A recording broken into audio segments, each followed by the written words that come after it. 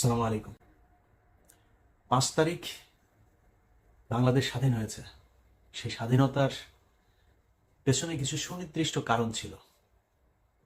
জাতি একটা জায়গায় একমত হয়েছিলেন যে কয়েকটা ঘটনা এই জায়গাগুলো ঠিক করতেই হবে। সেটার মধ্যে সবচেয়ে বড় হচ্ছে ভারতকে এই দেশ থেকে বিতাড়িত করতে হবে। শেখ মুজিব আওয়ামী লীগ এইটার নামে এই দেশে আর রাজনীতি করা যাবে না। যেই কারণেই 5 তারিখের পরপরই জনগণ যেখানে শেখ মুজিবের ছবি পেয়েছে, আওয়ামী লীগের ছবি পেয়েছে, পোস্টার পেয়েছে, সেগুলো সব ধ্বংস করেছে। তারপরে ঘটনা প্রবাহ আপনারা সবাই জানেন। সবার আগে শুরু করেছেন বিএনপির মহাসচিব মির্জা ফখরুল ইসলাম আলমগীর। তিনি বললেন তার হৃদয়ে রক্তক্ষরণ হয়েছে শেখ মুজিবের এই ছবি দেখা নিয়ে। তারপর আমার একসময় খুব প্রিয় একজন আপা ছিলেন রুমিন ফারানা। এই প্রিয় আপা তিনি বললেন যে ছাত্রলীগকে নিষিদ্ধ করার এই সরকার কে। এরপরে এসে 2 দিন আগে রুহুল কবির রিজভী বলে ফেললেন শেখ মুজিবের এই ছবি এখান থেকে সরানো হোক, এটা আমরা চাই না। এগুলোর পেছনে কি কারণ সেটা বাংলাদেশের মানুষ পরে জানবে বা পরে জানানো হবে। কিন্তু একটা জিনিস মাথায় রাখতে হবে, বিএনপির ডাকে কিন্তু এই দেশের মানুষ রাস্তায় নামে নাই। আসলে এটা মনে রেখে তারপরে কথাবার্তা বলতে হবে। এবং আমরা কিন্তু বিএনপির পয়সায় জীবনের ঝুঁকি নিয়ে পরিবারকে বিপদে ফেলে বিদেশে বসে কথা বলি নাই। দুঃসময়ে যেহেতু বিএনপির সাপোর্ট নেই নাই, সুসময়ে বিএনপির সাহায্য নিয়ে, বিএনপির কাছ থেকে টাকা পয়সা নিয়ে বিএনপির পক্ষেই কথা বলতে হবে, এটা আমাকে দিয়ে অন্তত সম্ভব না। ইনশাআল্লাহ আল্লাহ যদি মস্তিষ্কটা যদি ঠিক রাখেন, ওইটা আল্লাহর রহমতে কোনোদিন করবো না। এই মগজ বিক্রি করে খাবো না। যেটা মনে করি, যেটা চিন্তা করি, ওইটা মৃত্যুর আগ পর্যন্ত ওই জায়গাতেই থাকবো। বাংলাদেশের মানুষ শেষ দিন পর্যন্ত দেখবে ইলিয়াস হুসাইন যেখানে ছিল সেইখানেই থাকবেন। অতএব আপনারা যদি মনে করেন ভারতের পক্ষে থাকবেন, আওয়ামী লীগের পক্ষে থেকে তারপরে আপনারা রাজনীতি করবেন, 2001 থেকে 5 পর্যন্ত আসলে এত বিশাল ভালো কিছু করেন নাই। সরি, আমার একদম এইভাবে বলতে ইচ্ছা করে নাই, কিন্তু বলে ফেললাম। এত ভালো কিছু করেন নাই যে আপনাদের জন্য বাংলাদেশের মানুষ রাস্তায় নামবে। এই যে আপনার দলে এত কোটি কোটি বিএনপি করা মানুষ জীবনের ঝুঁকি নিয়ে এই আন্দোলন করেছে, এই আন্দোলনের ভেতরে জীবন দিয়েছে, অর্ধেকই তো হবে বিএনপির লোকজন, তাই না? জীবন দিয়েছে তারা না আপনাদের এই ভারত প্রীতি আর আওয়ামী প্রীতির জন্য জীবন দেয়নি। আপনারা যদি নাকি জনগণের সামনে স্পষ্ট করতে না পারেন, তাহলে আমরা কনফিউজড হব। আপনাকে স্পষ্ট একটা পক্ষ অবলম্বন করতে হবে। আপনি ভারতের পক্ষে, আওয়ামী লীগের পক্ষে নাকি না, এটা আমাদের জানা খুব জরুরি। এই মুহূর্তে কনফিউজড হয়ে থাকলাম, বাট আমার মনে হয় খুব সহসায় আমরা এটা জেনে যাব, তখন আমরা আমাদের মতামত জানাই দেব। এই দেশের মানুষ, যারা সাধারণ মানুষ আপনাদেরকে ভোট দেয়, রাজনীতি করে না, তারাও না আওয়ামী বিরোধিতা করে, তাই বিএনপির দলে ভোট দেয়। এমনিতে বিএনপি করার কোনো কারণ না, অন্য কোনো কারণ টারণ নাই আসলে এরকম। তো সেই জায়গাটা যদি নষ্ট করেন না, তাহলে সামনে বিপদ হবে। কয়েকটা জায়গা যদি বলি যে এই যুদ্ধটা কেন হয়েছিল, বিডিআর হত্যাকাণ্ড, সেটার বিচার হইতে হবে। কমিটি গঠন করার কথা বলা হলো, এখন পর্যন্ত কিছুই করা হয়নি। কয়দিন আগে স্বরাষ্ট্র উপদেষ্টা বললেন ওইটা নিয়ে এখনো তারা চিন্তা ভাবনা করছেন, ফাইনাল কিছু হয় নাই। এই জন্য আপনাদেরকে ক্ষমতায় বসায়নি। পরের দিন উচিত ছিল বাংলাদেশে কোথায় কোথায় রয়্যাল এজেন্ট আছে সব কটার এই দেশ থেকে বার করা হয় নাই। বিডিআর এর নিরীহ সৈনিকরা তারা জেলখানায় আছে, এখন পর্যন্ত বের করে নাই। উচিত ছিল পরের দিন তাদেরকে যেইভাবেই হোক, জেনারেল অ্যামনিস্টি হোক আর যেইভাবে হোক, তাদেরকে করে দেয়া। করা হয় নাই। আলেমদেরকে বের করে দেওয়া দরকার ছিল, করা হয় নাই। এই ছাত্ররা এখন পর্যন্ত হাসপাতালে আহত অবস্থায় আছে, চিকিৎসার টাকা নাই।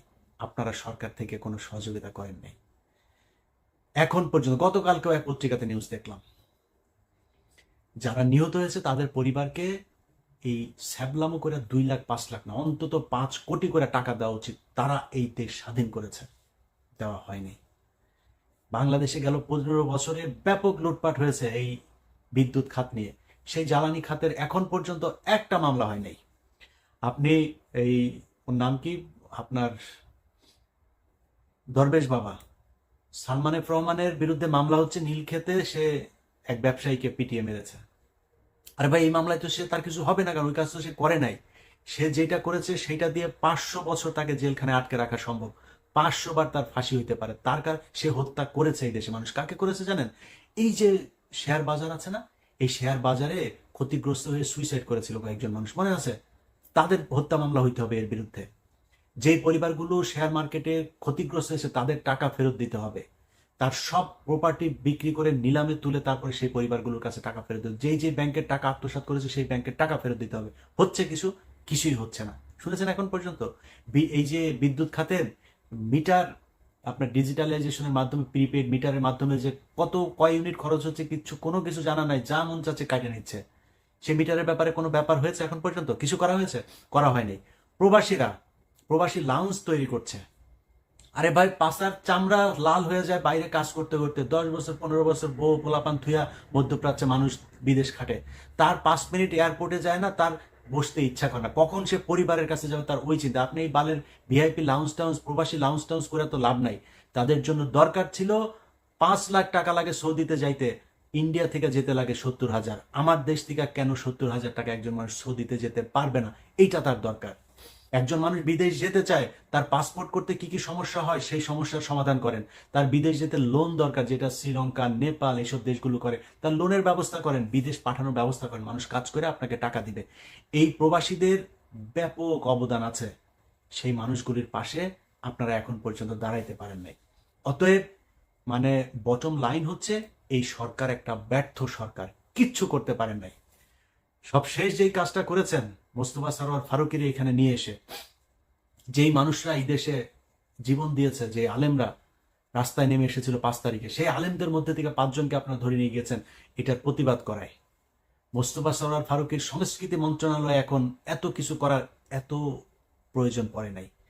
এখন পর্যন্ত মানুষ খাবারের টাকা নাই, মানুষের জিনিসপত্রের দাম হু হু করে বাড়ছে, সিন্ডিকেট ভাঙতে পারেন নাই, সব জায়গায় আওয়ামী লীগের লোককে আইনে এখন আপনি বাণিজ্য উপদেষ্টা বানাচ্ছেন।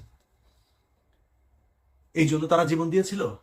এই জন্য তাদের কোনো জায়গার মধ্যে আপনি ব্যবস্থা নিচ্ছেন না, আওয়ামী লীগের লোকজনকে এনে এনে তারপরে বসাচ্ছেন, মুজিব প্রেমীকে এনে তারপরে আপনি উপদেষ্টা বানাচ্ছেন। এই জন্য বাংলাদেশের মানুষ আপনাদেরকে এই করেছিল। 2 জন মানুষ আছে, একজন নাহিদ, একজন আসিফ, এই 2 জনকে উপদেষ্টা বানানো হয়েছে। আরেকজন মাহফুজ আলম ছিল প্রধান উপদেষ্টার বিশেষ সহকারী, তাকে এনে উপদেষ্টা বানানো হয়েছে। আপনার মনে হয় এটা তার জন্য প্রমোশন? তাকে ওইখান থেকে সরিয়ে দেওয়া হয়েছে যাতে এই আসিফ নজরুল গং, যারা প্রথম আলোর গং, তারা এই ডক্টর মোহাম্মদ ইউনূসের কান ভারী করতে পারে। কারণ ইউনূস তো, যেটা সত্য কথা, সে তো বাংলাদেশের কোনো কিছু চিনে না, বাংলাদেশের মানুষকে সে ঠিক মতো চিনেও না, সারা জীবন ছিল বাইরে বাইরে। সো তাকে কেন রাখা হয়েছে? যেহেতু উনি সবার কাছে সমাদৃত, আন্তর্জাতিকভাবে আমাদের এখন টাকার ক্রাইসিস আছে, রিজার্ভ ক্রাইসিস আছে, তাকে দিয়ে আমরা বিদেশের সাথে লবিংগুলো করতে পারি, এই জন্য তাকে বসানো, সবাই মেনেও নিয়েছে। কিন্তু তাকে দিয়ে এখন যে এই যে প্রথম আলো সহ বিভিন্ন জায়গার এই যে যারা প্রোডাক্ট, এই প্রোডাক্টগুলোকে বসানো হচ্ছে। আপনি দেখেন ডেইলি স্টারের এই যে সাবেক ডেইলি স্টারের প্রোডাক্ট আকবর হোসেন বিবিসির, তাকে বানানো হয়েছে লন্ডনের প্রেস মিনিস্টার। ওয়াশিংটনে বানানো হয়েছে গোলাম মুর্তুজা। এই গোলাম মুর্তুজার কথা ভুলে গিয়েছি আমরা।